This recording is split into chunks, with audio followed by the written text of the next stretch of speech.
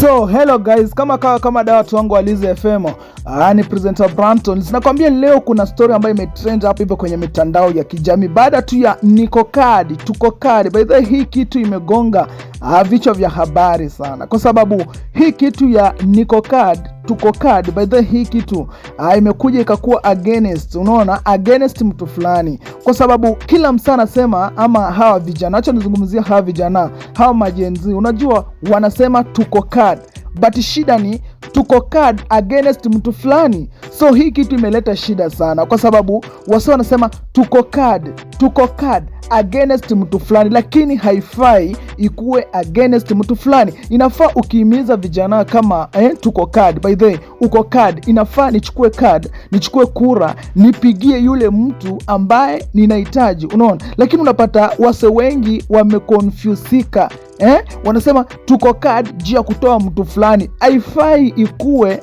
uko na kadi unachukua kura juu ya kutoa mtu fulani. By the way, do you know, unajua mtu wa kupigia kura ni siri yako.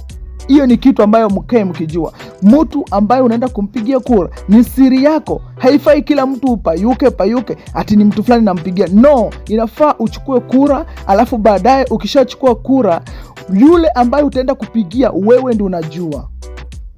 Wewe ndio unajua ni nani unaenda kumpigia kura. Lakini sasa unapiga kura, unachukua kura ukijua ni nani unaenda kutoa, wewe mwenyewe ndio unajua. But usiende kusema Nikocard, Tukocard against mtu fulani, alafu ukienda pale kuchukua kura usianze kuimba mtu fulani. Hiyo ni kama kupiga campaign upande wa mtu mmoja. Sisi hatutaki upige campaign upande wa mtu mmoja. Chenye tunataka ni Gen Z chukua kura, ama Gen Z tuchukue kura. Hiyo ni kitu ambayo ina make sense, kwa sababu huwezi kuwa unaenda kuchukua kura against mtu fulani. No, mtu mwenye utapigia ni shida yako, mtu mwenye utatoa ni shida yako. Wewe bora tu, kitu cha msingi, chukua kura. Hiyo ndio kitu sisi tunaomba, tafadhali.